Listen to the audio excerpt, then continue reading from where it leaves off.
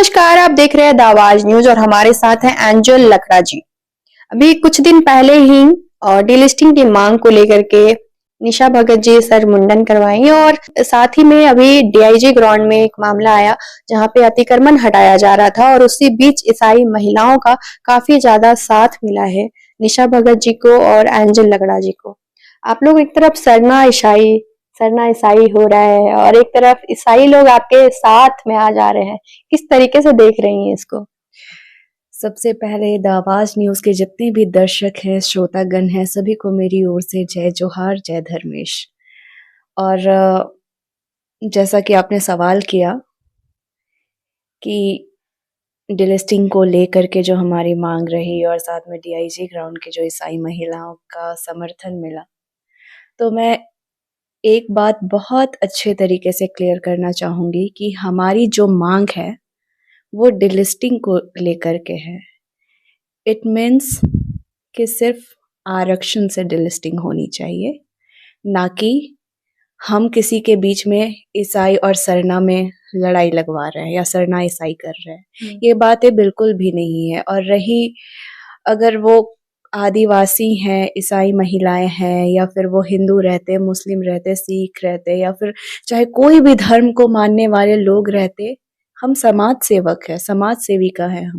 हमारा समर्थन हमेशा रहता लोगों के लिए। तो अगर समाज सेवा की बात आती है तो सिर्फ इसमें आदिवासी ही लोग नहीं, सभी धर्म और सभी जाति के लोग हैं जिनका समर्थन हम करते हैं। और उनको कभी भी कोई भी तकलीफ होगी तो बतौर समाज सेविका हम खड़े रहेंगे।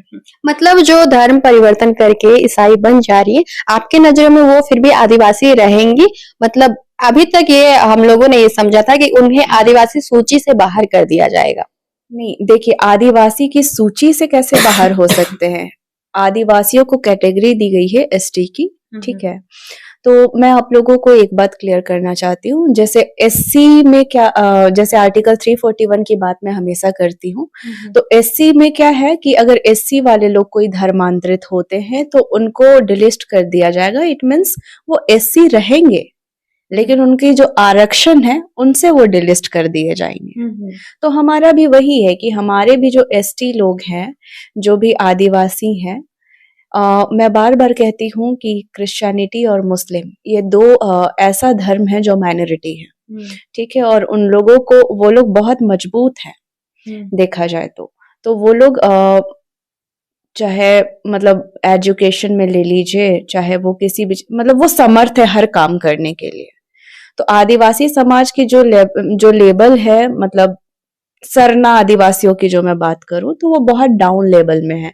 और क्रिश्चियंस लोग जो आते हैं वो अप लेवल में आ जाते हैं। तो मेरा यही कहना है कि हमारे जो लोग हैं उन लोगों को वो आरक्षण का लाभ मिले, जो लोग पिछड़े हुए आदिवासी हैं, और वो लोगों को डिलिस्ट कर दिया जाना चाहिए। क्योंकि अगर देखा जाए तो अगर आप किसी को भी, चाहे वो मुस्लिम में भी आप उठा के देख लो, मुस्लिम्स के भी कुछ लोग आपको ऐसे मिलेंगे जिनके पूर्वज आदिवासी ही रहे हैं, बाद में उन्होंने कन्वर्जन किया, लेकिन उन्होंने कभी आदिवासी का हक नहीं खाया, हक नहीं लिया, उन्होंने आरक्षण का लाभ नहीं लिया। या तो वो अपने आप को ओबीसी लिखते हैं या तो फिर जनरल लिखते हैं। तो हमारा भी यही कहना है कि क्रिश्चियंस लोग जो हैं, अगर वो उन्हें एसटी के दर्जे में, जैसे आदिवासियों को एसटी का दर्जा दिया गया है, तो उन लोगों को ऑलरेडी एक टीम फायदा दे रही है। जैसे क्रिश्चियनिटी माइनॉरिटी टीम जो है वो उनको फायदा दे रही है। तो कम से कम वो एक तरफ के होके रहे और उनको उस आरक्षण के सूची से, मतलब आरक्षण जो मिलता है आदिवासियों को, जो एसटी को, उनसे डिलिस्ट कर देना चाहिए। मतलब डिलिस्टिंग का क्या मतलब होगा कि वो लोग डिलिस्ट होंगे लेकिन फिर भी वो लोग आदिवासी कहलाएंगे, बस आरक्षण उनका खत्म हो जाएगा? जी जी जी, बिल्कुल। हम लोग सिर्फ आरक्षण को लेकर के ही मांग कर रहे हैं। चलिए, तो अभी ईसाई महिलाओं का काफी ज्यादा आप लोग को वहाँ सपोर्ट मिल रहा है, क्या वहाँ पे भी कुछ आप लोगों का कुछ वैसा षड्यंत्र के तहत आप लोग वहाँ गई है? बहुत लोग ये बोल रहे हैं कि चेहरा चमकाने के लिए निशा भगत जी वहाँ गई थी ताकि सिंपैथी मिले या लोगों का एक तरीके से टीआरपी मिले, तो किस तरीके से देख रही हैं इसको? नहीं, देखिए, चीजें क्या है कि ये वाली जो बात थी, ऑब्वियस सी बात है कि हम लोग जो हाई कोर्ट ने जो ऑर्डर दिया, हम उसका सम्मान करते हैं, ठीक है। लेकिन अगर हमारी सरना समिति की टीम अगर वहां पे नहीं जा रही थी तो उसके पीछे रीजन ये था कि हम लोग बहुत ज्यादा बिजी थे। आप देख रहे होंगे कि बैक टू बैक हमारा प्रोग्राम था। कभी हम चतरा, कभी रामगढ़, कभी हजारीबाग इधर रह रहे थे। और निशा जी का भी तबीयत बहुत खराब था उनके मुंडन वाले दिन से पहले। उनको 2 दिन लगातार हम लोगों ने पानी चढ़वाया है, फिर जाके वो वहां पे बैठने के लायक रही है। ठीक है, तो ये सारी चीजें चल रही थी। अब लोगों का बहुत सारा जैसे मैंने भी कुछ वीडियोस पोस्ट किए हैं तो उसमें आया है कि आप लोगों को डीआईजी ग्राउंड जाना चाहिए, वहां पे ऐसे हो रहा है वैसे हो रहा है। ऐसा नहीं, हमारी जो केंद्रीय महिला अध्यक्ष है निशा जी, उनके पास भी आ रहा था, लेकिन उनकी एक तो तबीयत सही नहीं थी। दूसरी चीज ये है कि वहां पे बहुत लोग राजनीतिक पार्टी वाले लोग गए थे, तो हमने ऐसा सोचा कि अगर कोई जा रहे हैं तो कहीं ना कहीं ये काम रुक जाएगा, तो ये हमारी गलती थी। ये अगर हमने उस दिन से ही अगर खड़ा हो गए होते तो शायद अभी जितने लोगों का घर टूटा नहीं टूटता। इसके लिए मैं बहुत ही शर्मिंदा हूं, मैं क्षमा मांगना चाहती हूँ, क्योंकि अगर हमारी टीम अगर वहां पे पहले पहुंच जाती। देखिए, किसी को भी शौक नहीं होता है कि वो वहां पे जाके सरकारी काम में खलल डाले, ठीक है, वहां पे मार खाए। क्या षड्यंत्र, अच्छा समाज सेवा करके क्या नहीं, मिल बहुत जाएगा? लोग ये बोल रहे हैं कि अगर उनको रोकना ही था तो संवैधानिक तरीके से जाती, कानूनी तरीके से जाती। कानूनी तरीके से तो मैं एक बात बताती हूँ। देखिए, चीजें क्या होती है ना, जब इंसान को ये कदम तब उठाना पड़ता है जब उनके पास कोई और रास्ता नहीं रह जाता। 2 दिन पहले मुझे लगता है 3 दिन पहले से टूट रहा था। जब वो गई थी उनके 3 दिन पहले से ही टूट रहा था। लेकिन टूटने के टाइम कितने लोग, मैं वही कह रही हूँ, कितने राजनीति पार्टी वाले गए। मैंने बहुत लोगों का इंटरव्यू देखा जो बड़ी बड़ी बातें कर रहे हैं, लेकिन किसी में इतनी हिम्मत नहीं थी कि वो रुकवा दे। मैं ये कहती हूँ कि ठीक है, मैं सम्मान करती हूँ कि हाई कोर्ट का ऑर्डर है, जमीन अधिग्रहण किया गया था 1963 के टाइम पे, ठीक है, तो मैं ये कहती हूँ कि अगर सारी चीजें हो गई तो किस बेसिस पे आपने नक्शा पास किया, किस बेसिस पे वो मोटेशन फाइल किया, किस बेसिस पे वो टैक्स भर रहे हैं हर साल, ठीक है। तो जब गलती उधर से भी हुई है तो इस चीज को मानना और समझना बहुत जरूरी है। ठंड के टाइम में घर से बेघर कर देना लोग अचानक से ऑर्डर दे के, ये कहाँ का नियम है? मतलब ऐसा कहीं भी होता जी, मतलब सिर्फ डीआईजी ग्राउंड की बात नहीं, अगर कहीं भी होता तो आप लोग तो हम जाती। लोग रहते। और मैंने स्टार्टिंग में ही बोला कि हम जात धर्म देख के समाज सेवा नहीं करते हैं, हम सबके लिए हैं। और जिन्हें लगता है कि सिर्फ हम अपने समाज के लिए हैं, ये बिल्कुल गलत है। ऑब्वियस सी बात है, आज आदिवासी अस्मिता खतरे में है तो उसको बचाने के लिए हम लड़ेंगे, लेकिन इसका मतलब ये नहीं है कि हम बाकी लोगों से दुश्मनी रखते हैं या उनके बारे में कुछ गलत सोचते हैं या गलत भावना है उनके प्रति। बहुत लोग डिलिस्टिंग की मांग को बहुत गलत मानते हैं, बोलते हैं ये आदिवासियों में ही एक तरीके से विरोध पैदा हो जा रहा है, ये आदिवासियों को ही 2 भागों में बांटने जैसा हो जा रहा है। तो इसको किस तरीके से देख रहे हैं, क्योंकि बहुत लोग बोल रहे हैं ये जायज मांग नहीं है डिलिस्टिंग। ये बात बहुत समझने वाली है कि अगर बी आर अम्बेडकर जी ने अगर संविधान में आर्टिकल 341 में अगर ये चीजें लिखी कि एससी समाज के अगर कोई भी लोग, एससी कम्युनिटी के कोई भी लोग अगर धर्मांतरित होते हैं तो उनको आरक्षण से डिलिस्ट कर दिया जाएगा, तो कुछ सोच समझ कर ही लिखा होगा उन्होंने, ठीक है। तो हमारी भी वही मांग है कि हमारे जो लोग हैं उनको उस बेनिफिट का फायदा मिले, आरक्षण का बेनिफिट मिले, ठीक है। तो मैं वही चीज कहना चाहती हूँ कि वो लोग सक्षम है। उन लोगों ने बार बार ये जताया है कि अगर आज क्रिश्चियंस नहीं होते तो स्कूल नहीं होता, हॉस्पिटल नहीं होता, हर बात पे। मैं कहती हूँ कि आज कितने लोग ऐसे हैं जो सच में, क्या गरीब परिवार जाके क्रिश्चियन स्कूल में पढ़ सकता है? बिल्कुल नहीं पढ़ सकता है, क्योंकि उनकी फी इतनी हाई है, इतनी हाई है कि हर कोई अफोर्ड नहीं कर सकता, ठीक है। तो फी तो सबको देनी पड़ती है, जो क्रिश्चियंस होते हैं उनको भी, हाँ, और जो गैर नहीं है क्रिश्चियन तो उनको मैं भी। क्या बोल रही हूँ, हमारे आज भी लोग जो हैं मैं जो पिछड़े हुए लोगों की बात करती हूँ, पिछड़े हुए आदिवासी समाज की, आप जगह जगह पर जाके देखिए, उनके माता पिता पढ़े लिखे नहीं हैं। आज भी लकड़ी काट रहे हैं, चाहे गांव में रह रहे हैं या फिर कोई लहरी इलाका में रह रहे हैं तो कोयला चुनने का काम कर रहे हैं, कोयला बेचने का काम कर रहे हैं, कोई मजदूरी कर रहा है, कोई खेती ही कर रहा है। तो जब जिसको नॉलेज ही नहीं है, अपने हक और अधिकार के बारे में जानेगा ही नहीं, तो वो कैसे आगे बढ़ेगा। लेकिन क्रिश्चियंस में तो ऐसा नहीं है। जो ईसाई लोग हैं उन लोगों को तो माइनॉरिटी फायदा देती है, उन लोगों को एजुकेशन से लेके हॉस्पिटल से लेके सारी चीजों में उन लोगों को फायदा मिलता है। हम क्यों कहते हैं कि दोहरा लाभ?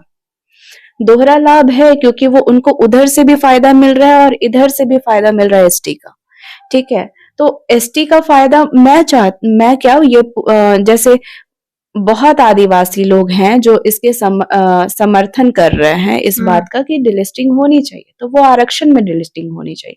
ठीक है, वो आदिवासी रहे, अगर एससी है तो वो एससी है, लेकिन अगर उनका आरक्षण से अगर उनका डिलिस्टिंग हुआ है तो सिर्फ आरक्षण से हुआ है। तो मेरा भी यही कहना है कि उनको आदिवासी, देखिए आदिवासी धर्म कोड जो है उसकी भी सरना धर्म कोड है जिसका मांग हमने किया। तो सरना धर्म कोड की मांग हमने क्यों की? क्योंकि हमारे जो लोग हैं, ठीक है, अब क्या होता है कि कैटेगरी है एसटी, ठीक है, लेकिन उन लोगों के पास तो उनकी धार्मिक पहचान है, धार्मिक पहचान के साथ साथ उनको बेनिफिट भी मिल रहा है। ठीक है, लेकिन हमारे पास तो हमारी धार्मिक पहचान भी नहीं है। तो समझने वाली बात है कि हम ऐसी मांग क्यों कर रहे हैं। हमें किसी के साथ लड़ाई नहीं लगवाना, हमें किसी के साथ वैर नहीं रखना। हमारे लिए सारे लोग एक हैं, पूरे भारत के लोग एक हैं। मैं किसी और को किसी और नजर से नहीं देखती, चाहे वो किसी भी जात धर्म के हो, सब इंसान है मेरे मामले। एक लाइन बहुत ज्यादा वायरल हुआ था, आदिवासी क्यों हिंदू बने, क्यों मुस्लिम बने, क्यों सिख बने, क्यों ईसाई बने, उनका अपना पहचान नहीं हो सकता क्या? आदिवासी की असल पहचान क्या है? आदिवासी की कोई धर्म नहीं है, आदिवासी प्रकृति पूजक के तौर पर जाना जाता है। वो उनका मतलब उनकी जो मतलब पूजा पाठ जो कह सकते हैं, उनका जो धर्म है वो प्रकृति ही है। ठीक है, तो प्रकृति के अलावा वो किसी और देवी देवता को नहीं मानते हैं। एक आपका लाइन वायरल हो रहा था कि आदिवासी जो रूढ़ी परंपरा को मानते हैं वो आदिवासी हैं। फिर आपका बहुत सारा फोटो और पिक्चर्स वायरल हो रहा था जिसमें आप वेस्टर्न ड्रेस में भी थी। लोग ये बोल रहे थे कि आप एक तरफ बोलते हो कि आदिवासी वही है जो रूढ़ी परंपरा को मानता है, रूढ़ी प्रथा को मानता है, और एक तरफ आप वेस्टर्न लाइफ स्टाइल को जी रहे हो, इतने टेक्नोलॉजी का यूज कर रहे हो, आप अभी जो भी चीजें कर रहे हो, फोन का भी इस्तेमाल कर रहे हो, टीवी का इस्तेमाल कर रहे हो, गाड़ी का, सब टेक्नोलॉजी और ये सब चीजें रूढ़ी परंपरा में नहीं आती हैं। फिर ये सब जो एक विरोधाभास जो हो रहा है, इसको किस तरीके से देख रही हैं? अगर ऐसी बातें अगर कोई पढ़ा लिखा लोग करते हैं, और खास करके ईसाई समुदाय के लोगों को तो मैं बहुत ज्यादा पढ़ा लिखा लोग मानती हूँ, तो जब अगर वो इस तरह का बात करते हैं तो मैं उनको बताना चाहती हूँ कि आज ऐसा क्या है जो दुनिया का कोई इंसान यूज नहीं कर रहा है। आज तो सारी चीजें टेक्नोलॉजी ही है। अगर रहा वेस्टर्न कल्चर या जो भी चीजें, तो वेस्टर्न कल्चर हर धर्म के लोग मान रहे हैं। पहनावा ओढ़ावा या कि कोई भी रूढ़िवादी परंपरा, ठीक है, रूढ़िवादी परंपरा हम मान रहे हैं, हम पूजा पाठ अपने तौर तरीके से कर रहे हैं, वो हमारी पहचान है। लेकिन अगर मैं मतलब एक बात कहना चाहती हूँ कि जैसे मान लीजिए कि अभी के टाइम पे क्रिश्चियंस या आदिवासी या फिर मतलब सरना या फिर कोई भी बाकी लोगों की मैं बात करूं, तो क्या जो अगर वो चर्च जा रहे हैं तो क्या वो साड़ी नहीं पहन रहे हैं? क्या वो चर्च जा रहे तो सूट नहीं पहन रहे हैं? एक बात समझने वाली है। अब मेरी बारे में बात होती है कि मैं वेस्टर्न ड्रेस पहनती हूँ, तो क्या ये रूढ़िवादी है? तो पहले इनको जानना है कि मेरी प्रोफेशन क्या है। अगर रूढ़िवादी प्रथा को कोई मानेगा तो फिर डेवलप कैसे हो पाएंगे? फिर वो आधुनिक जीवन और मतलब भविष्य में कैसे कुछ अच्छा कर पाएंगे? कि मतलब लाइक अगर आप अपना धार्मिक चेंजेस कर लो तो क्या उससे बदलाव हो सकता है? नहीं नहीं, आपको टेक्नोलॉजी के साथ खुद को परिवर्तन करना पड़ेगा। एग्जैक्टली मैं वही कहना चाह रही हूँ कि दुनिया में आज ऐसी बहुत सारी टेक्नोलॉजीज आ गई हैं, इतनी सारी चीजें इन्वेंट हो गई है जिसके अगर आज हम इंटरनेट नहीं यूज करें, देखिए बहुत सारे लोग हैं जिनको आज मतलब ऐसी जगह है जहाँ पे लोगों को इंटरनेट के बारे में भी नहीं मालूम होगा, ठीक है, लेकिन हम तक वो चीजें हैं और हम उस चीज का यूटिलाइज कर रहे हैं, उसके वजह से हम देश दुनिया लोगों तक पहुंच पा रहे हैं। तो रूढ़ी प्रथा में मतलब सिर्फ पूजा पाठ, और जो पूजा पाठ रूढ़िवादी प्रथा क्या है, देखिए अगर आप प्रॉपर जाइएगा तो आप उस जमाने में नहीं घुस सकते जिस जमाने में वो पत्ता पहनने वाले आदिवासी होते थे, ठीक है। रूढ़िवादी प्रथा का मतलब यही है जिनका पारंपरिक और जिनका कल्चर जो रहा है वो अपने पूर्वजों के बताए हुए या पूर्वजों द्वारा पूजा किया हुआ चीज, या फिर जैसे भी कह सकते हैं आपकी हमारे पूर्वजों ने हमें सिखाया, या फिर आदिवासी जो समाज है, आदिवासी आज का पैदा हुआ नहीं है या कहीं बाद में नहीं आया, ये हिंदू मुस्लिम सिख ईसाई ये जो धार्मिक चीजें हैं उससे कई जमाने पहले ही आदिवासियों ने इस दुनिया में राज किया, ठीक है। जंगल में रहते वो, और उनको वो किसको मानते, वो प्रकृति को मानते। आज आप देखिए ना कि मतलब हमारे तरफ से जो हमारी जो रूढ़िवादी परंपरा वो आदिवासी समाज में इसलिए है क्योंकि आदिवासी वो पहला इंसान है इस वर्ल्ड का जिनका अपना अलग तौर तरीका रहा है, ठीक है, उनके अलग परंपरा रही है, उनका अलग कल्चर रहा है जिसको आज सभी जानते हैं। तो मेरा यही कहना है कि अगर रूढ़िवादी परंपरा में आता है उनका जो लाइक कल्चर जिसको कह सकते हैं, उनके नाच गान, उनका भाषा, उनका पूजा पाठ, वो चीजें हम अपने पूर्वजों की पूजा करते हैं, हम प्रकृति की पूजा करते हैं, हमारी पहचान हमारे नृत्य हमारे गान से होती है, तो ये सारी चीजें हमारी पहचान है। तो इट मीन्स नहीं, ऐसा नहीं है कि हम अगर रूढ़िवादी प्रथा को मान रहे हैं तो हम पत्ता पहन के जंगल में ही रहें। दुनिया बहुत बदल चुका है, डेवलप हो चुका है, इस हिसाब से अपने आप को रखना चाहिए। आप पोशाक बदल सकते हैं लेकिन आप धर्म नहीं बदल सकते, इस चीज को समझना होगा लोगों को। अगर आप वेस्टर्न कल्चर को अपना रहे हैं, कुछ भी कर रहे हैं, आज दुनिया में कौन है ऐसा जो नहीं अपना रहा है सारी चीजें। आजकल आप फॉरेनर्स को भी देखिए कि वो उन लोगों को आजकल हिंदुत्व सवार हुआ है, वो लोग साड़ी पहनना पसंद कर रहे हैं। तो है ऐसी चीजें, एडेप्टेशन होती है, कल सारी चीजें होती है। इट मीन्स ये नहीं कि आप अपने घर को छोड़ के किसी और के घर पे चले जाएं। बहुत लोग ये बोल रहे हैं कि एंजल लकड़ा जी या और भी जो भी सरनाईशाही कर रहे हैं उनको बीजेपी से काफी ज्यादा प्रभावित हो गए, या वो हिंदुत्व से काफी ज्यादा प्रभावित हो गए हैं, शायद बीजेपी वाले उनको फंडिंग भी कर रहे हैं सरनाईशाही करने के लिए। नहीं, देखिए मैं एक बात बोलती हूँ कि ये जो बातें करते हैं वो सिर्फ बीजेपी और आरएसएस का ही नाम क्यों लेते हैं? देखा जाए तो यहाँ पे बाकी पार्टियां भी हैं, तो बाकी पार्टी उन लोगों को फंड देती है क्या? नहीं, बीजेपी और आरएसएस की बात इसलिए आती है क्योंकि आरएसएस का एक जो फंडा है कि हिंदू राष्ट्र बनाना है, तो वो तभी पॉसिबल हो पाएगा जब जो आदिवासी हैं वो खुद को हिंदू कॉलम में भरे या हिंदू खुद को माने।